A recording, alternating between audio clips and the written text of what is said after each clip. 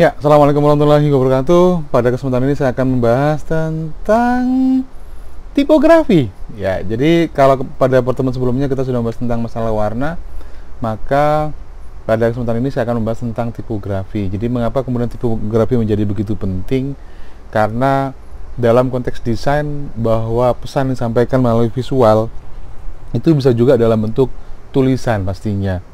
Nah, ketika kita bicara tentang tulisan, ya elemen dari sebuah desain itu adalah tulisan, maka pasti menggunakan font tertentu. Terserah apakah itu handwriting, apakah itu scramble, ya, ataupun yang lainnya. Tapi pada prinsipnya adalah bahwa ya font itu atau tipografi itu adalah satu komponen yang penting dalam sebuah desain.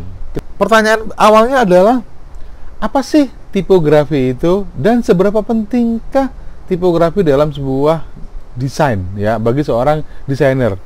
Jadi catatan saya adalah bahwa seorang desainer grafis harus bisa mengenal banyak font, kemudian memaknai font tersebut dengan baik, merasakan ya bagaimana ya font tersebut ya secara makna ya, jadi merasakan maknanya. Jadi kalau contohnya misalkan Anda lihat sebuah font ya yang tegak, oh ini kesannya keras. Ada font yang dia tuh meliuk-liuk misalkan, maka oh ini kesannya lembut. Ya, itu mungkin contohnya. Jadi contoh font yang ada di sebelah kanan ini kita bisa lihat ya kesannya dia sempit, kemudian tebal, kemudian keras. Maka ini cocoknya untuk apa gitu. Ya. Untuk undangan manten kah? Untuk Halloween kah? Ya, atau untuk tema-tema tertentu. Baik, kita mulai dari perbandingan font. Setiap font itu dirancang ya dengan bentuk, ukuran, karakteristik yang berbeda. Contoh, saya punya beberapa font di sini yaitu Times, Palatino, Bodoni, dan Garamond. Kemudian sama-sama saya tulis tulisan Times dengan ukuran yang sama. Tetapi ketika itu divisualisasikan, ternyata ketebalannya berbeda, jaraknya berbeda, ya tingginya berbeda. Itu karena masing-masing font ya antara Times, Palatino, dan Bodoni itu dan Garamond itu punya ya karakteristik ya yang berbeda. Jadi walaupun jumlah hurufnya sama antara Times, Palatino, Bodoni, dan Garamond, tapi ketika kemudian dia disejajarkan ya dalam bentuk kolom seperti ini, ternyata Palatino itu jauh lebih memakan tempat. Oke, antara Bodoni dan Garamond tidak jauh berbeda, misalkan ya. Apalagi kemudian Times jauh lebih simple, jauh lebih hemat space dibandingkan dengan Bodoni.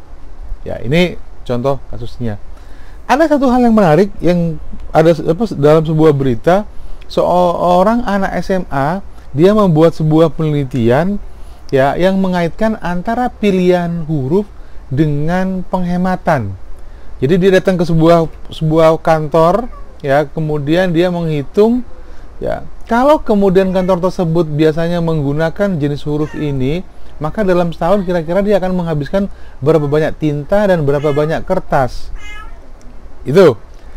Ya, maka kemudian dia merekomendasikan untuk mengubah jenis huruf yang ada pada kantor tersebut dengan jenis huruf yang ditelitinya jauh lebih hemat. Jadi permisalannya antara Arial dengan Calibri, maka tingkat ketebalan jenis hurufnya itu jauh lebih tipis ya, jauh lebih tebal Arial dan lebih tipis Calibri. Ya.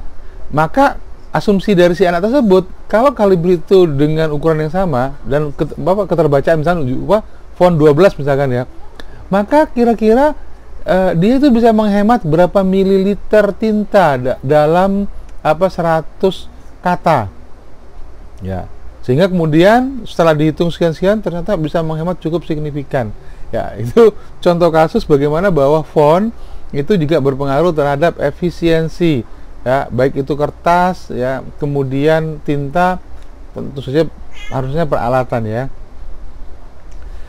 Contoh ini huruf yang tulisan yang sama, ini Budi ya, tapi Bapak Budi sama Ibu Budinya nggak ada ya.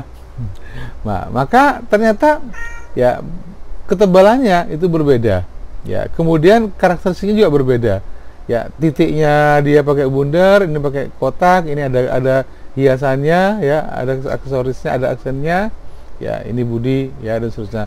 Mengapa muncul seperti ini? Kami contoh misalkan huruf ini, apakah ini L kecil, ya, atau I besar? Ini kadang-kadang juga menjadi masalah. Sehingga kenapa kemudian muncul huruf I, ya, huruf I besar dengan menggunakan, ya, aksen seperti ini. Ya, itu pertimbangannya. Ini juga ada beberapa jenis huruf, ada zap seri, ada fake rounded, ada gridnik, ada serpentine, ada rector. Maka karakteristiknya kalau Anda perhatikan jenis-jenis huruf ini, ada yang jenis huruf yang dia bagus untuk disambung dan ada yang jenis huruf yang tidak bagus untuk disambung, ya. Ya, jadi Anda lihat tingkat tegak, terus jaraknya.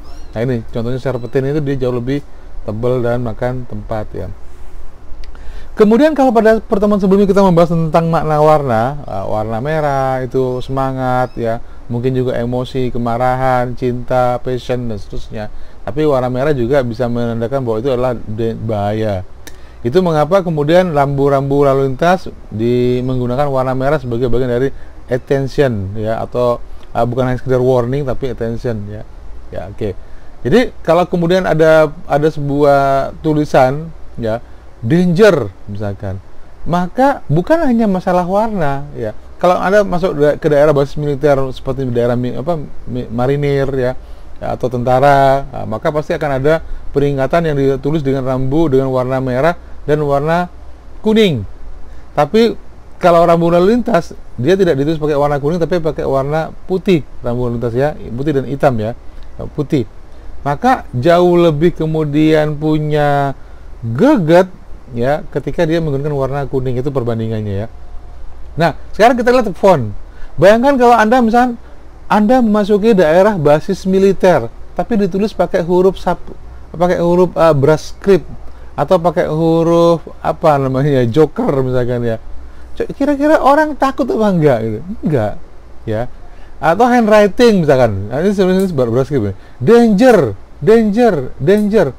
Maka dari keempat pilihan yang ini pasti yang cocok untuk daerah yang dia sifatnya restriction, ya, terlarang, yang untuk basis militer pasti yang ini, ya, karena kita sudah terbiasa juga, selain juga hurufnya besar tegas, ya, juga kita bisa lihat bahwa ini adalah huruf yang bisa digunakan untuk wilayah-wilayah yang dipakai oleh tentara, ya, sehingga kita mengasosiasikan bahwa jenis huruf ini adalah huruf yang berkaitan dengan tentara.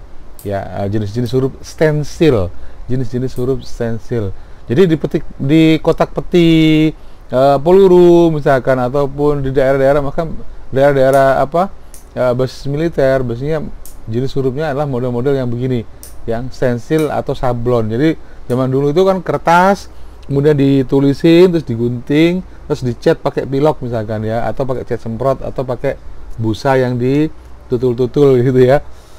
Maka kalau Anda perhatikan, ya, tujuannya kenapa kok dia ada tempat untuk supaya yang tangan itu nggak putus ketika, ya, tetap nyambung ketika kemudian disemprot atau tutul-tutul. Ya, ini kan harusnya kan ada bolong kan sebenarnya, tapi untuk menutupi kertas yang ada di dalamnya, itu supaya dia nggak hilang, nggak putus, dia harus ada sambungannya. Itu kira-kira begitu sejarahnya untuk font model begini. Anda juga harus paham bagaimana struktur dari font, ya. Jadi kalau misalnya Anda perhatikan font itu kan sebenarnya kan misalnya contohnya seperti A, B, Q, O, E di sini, maka setiap font itu berbeda-beda, ya. Jadi ada bagian kaki, nanti kita lihat di bagian belakangnya. Ada juga apakah dia lurus, tengah seperti ini, ya, atau dia ada sedikit miring gitu, ya. Itu juga bisa dibuat bagian dari seni, ya. Jadi font itu adalah seni. Kalau teman-teman dari desain visual, desain komunikasi visual, biasanya mereka juga, atau seni, biasanya mereka merancang font, ya, font Jawa atau font huruf apa gitu yang dia unik gitu, ya. Karena saya beberapa kali menemukan font-font itu merupakan produk karya tulis dari mahasiswa.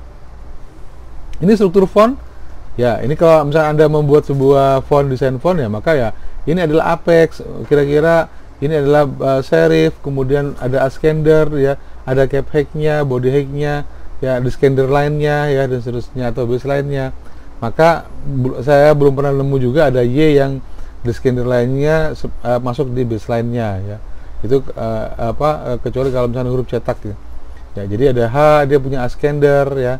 Di bagian atasnya ada bracket, misalnya bracket ya, centelan seperti ini, bracket. Oke, kemudian juga ada ukuran huruf. Kalau di mesin ketik dulu namanya pika ya, berapa pika ya, dan seterusnya. Maka ukuran huruf itu misalnya kita pakai PTS ya, atau points ya. Jadi ada tingginya berapa, tapi sekali lagi bahwa walaupun kalau di komputer walaupun ukurannya sama, tapi kemudian ternyata secara visual bisa berbeda ya.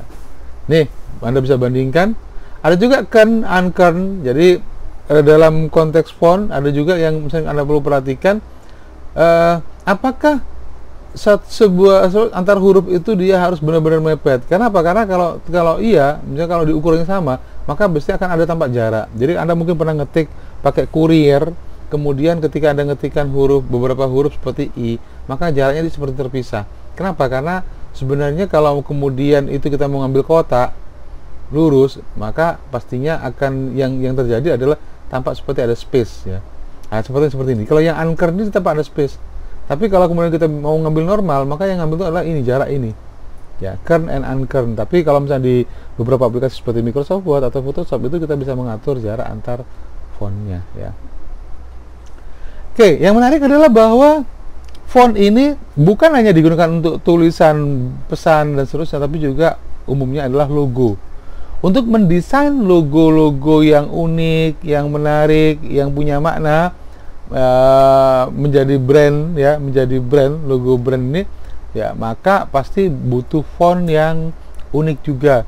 Contoh seperti fontnya McDonald ya, yang sampai sekarang bertahan itu adalah fontnya Disney ya. Apakah ini font yang ditulis tangan atau tidak ya, tapi intinya adalah bahwa ini font yang cukup kuat. Orang dari jauh lihat font ini, oh ini Disney ya, dia nggak berwarna macam-macam seperti Google juga cukup unik ya. Google ya, wah ini ada Google Doodle ya.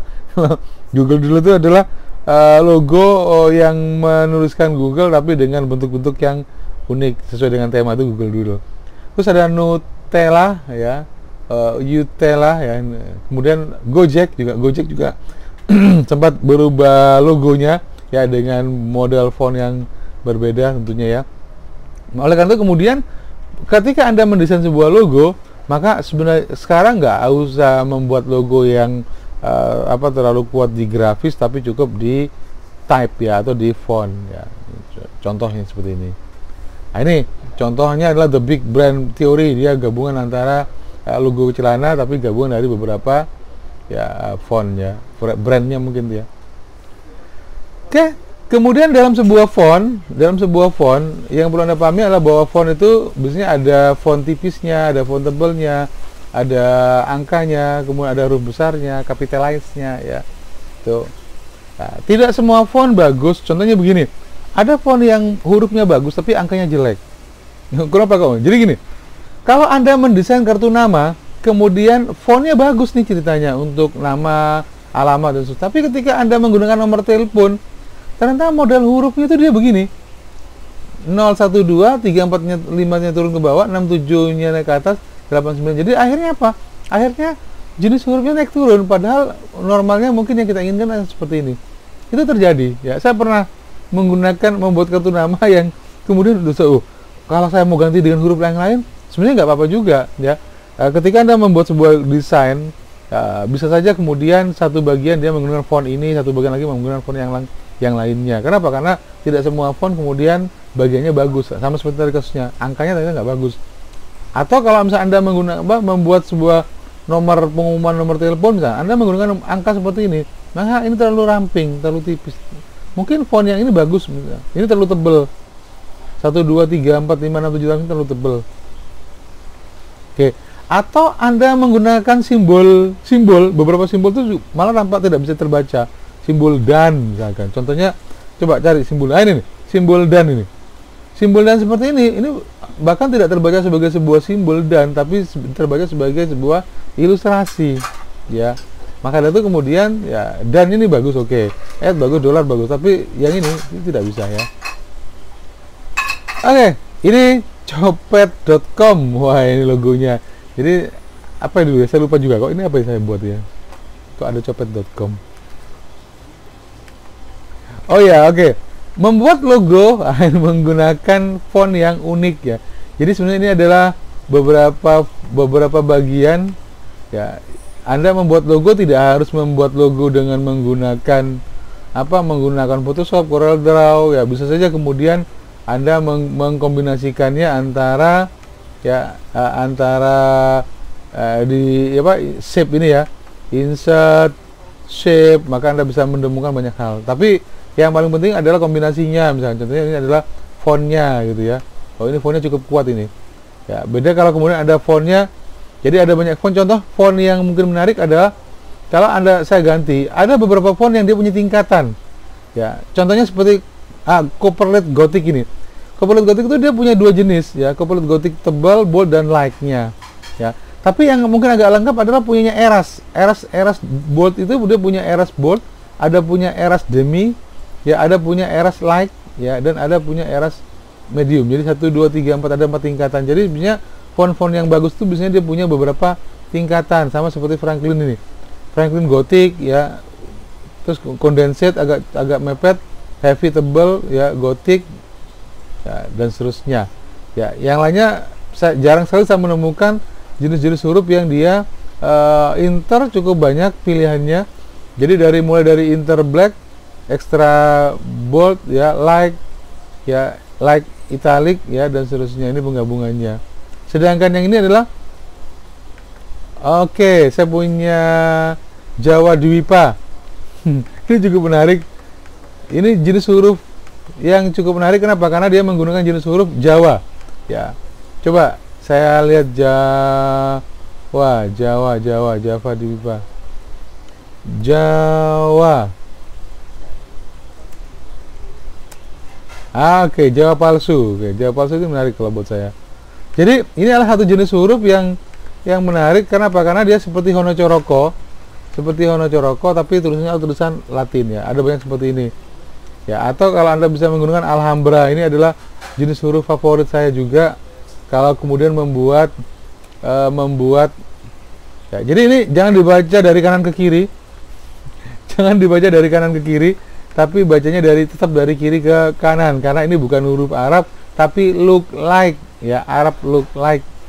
Jadi bukan dari ini ke sini ya, tapi copet.com, tetap ya, copet.com ya. Oke. Apalagi Mandarin, saya lupa, saya pernah install nggak Mandarin ya, karena belum pernah ya Mandarin ya. Oke, baik. Nah, untuk bisa memahami berbagai macam jenis huruf, Anda bisa masuk ke davon.com. Oke, kita coba masuk ke davon.com. Saya sudah siapkan. Jadi, silakan Anda masuk ke davon.com ya, masuk ke davon.com. Anda perhatikan ada banyak kelompok-kelompok jenis huruf ya. Kemudian contohnya juga ya, Anda bisa install ya untuk Anda gunakan ya. Tapi catatan saya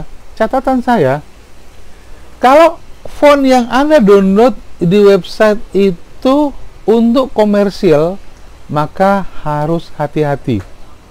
Karena ada font yang dia boleh digunakan secara personal untuk tujuan personal ya, tapi free for personal. Ini ada tulisannya free for personal ya, to font file, tapi tidak untuk komersial. Jadi artinya begini, Anda nih dapat order untuk perusahaan, entah itu perusahaan Anda sendiri atau untuk orang lain. Kemudian font tersebut Anda gunakan untuk desain. Apa akibatnya? Ketika kemudian font Anda itu dikenali oleh si pemiliknya bahwa itu digunakan untuk komersial, maka Anda akan dikenakan tuntutan hak cipta. Ya, jadi hak ciptanya tetap masih melekat pada si pembuatnya. Tapi kalau Anda hanya gunakan untuk laporan skripsi, untuk yang sifatnya tidak komersial, maka boleh. Ada banyak kasus ya, kasus font ya, desainer grafis. Jadi saya pernah dapat kemarin, ini nih. Jadi ini kasus yang cukup unik. Makanya kenapa saya bilang Anda boleh masuk ke davon.com untuk download ya. Tapi problem utamanya adalah ketika kemudian Anda menggunakan font dan kemudian font tersebut itu mendapatkan tuntutan, ya, maka kemudian font tersebut, nah ini, desainer ini trending, Twitter hati-hati pilih font, desainer ini ditagih 12 juta untuk royalti. Wah, ini gara-gara, kenapa? Karena font tersebut itu digunakan untuk komersil. Jadi ada desainer dapat orderan, perusahaannya yang dituntut perusahaannya nggak mau tentu saja ya. Itu mengapa kemudian kalau kontrak pekerjaan harus jelas kira-kira apakah font tersebut itu punya copyright atau tidak ya. Jangan asal pakai font kalau tidak mau kena royalti seperti desainer ini yang tadi ya. Kasusnya sama. Nah, ini hati-hati guys gitu ya. Oke, yang lainnya ada beberapa. Ini juga kisah Adien ya. Oke, dan seterusnya. Oke, saya kembali lagi ke sini. Jadi font yang Anda gunakan di sini ya bisa saja Anda gunakan untuk, tapi sekali lagi kalau kemudian Anda gunakan untuk komersil, Anda harus kontak ini untuk bisa mendapatkan hak ya, untuk bisa membeli haknya ya, nggak hakinya ya. Bagaimana cara menggunakannya? Ya tinggal Anda download, install, beres ya, itu fontnya. Tapi sekarang yang saya ingin tekankan adalah apa sih jenis-jenis font yang bisa Anda gunakan?